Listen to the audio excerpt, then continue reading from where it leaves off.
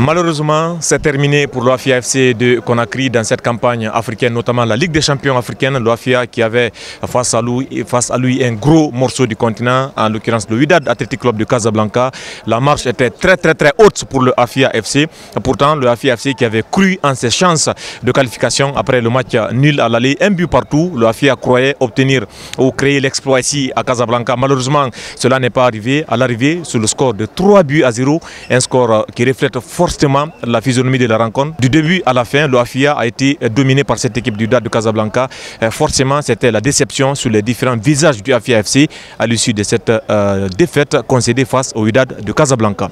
À la première mi-temps, on a essayé encore de résister. À deuxième mi-temps, nous avons changé complètement la batterie parce qu'à 2-0, tout était possible. À 2-0, tout était possible. D'ailleurs, nous avons eu à 2-0 deux, trois belles opportunités pour revenir à 2-1. Mais malheureusement, nous n'avons pas su concrétiser. Et bon, voilà, ils nous ont exposé à contre-attaque. Sur belle phase de jeu, belle combinaison, ils ont marqué 3e but. Mais je crois que c'est une très bonne expérience pour nous. Je dois féliciter les joueurs pour leur engagement.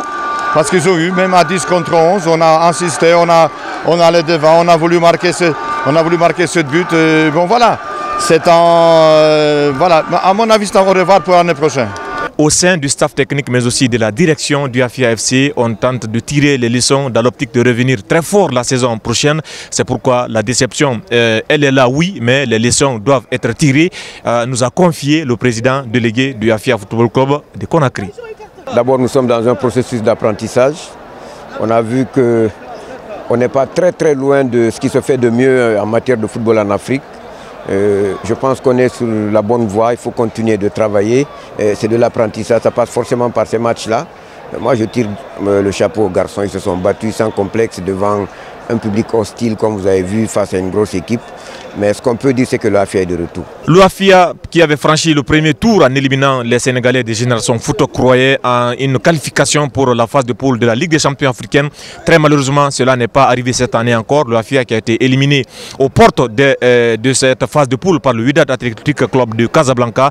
Mais l'OAFIA qui peut être fier de sa campagne et surtout de son retour au devant de la scène sur le plan du football guinéen, mais aussi du football africain, puisque après 38 ans, l'OAFIA a été sacré champion de Guinée et l'OAFIA a retrouvé la campagne africaine.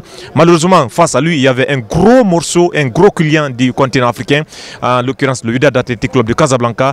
L'OAFIA qui tentera de tirer les leçons dans l'optique de revenir très fort la saison prochaine pour tenter une fois d'intégrer la phase de poule, non seulement de la Ligue des champions africaine, mais pourquoi pas de la Coupe de la Confédération africaine de football.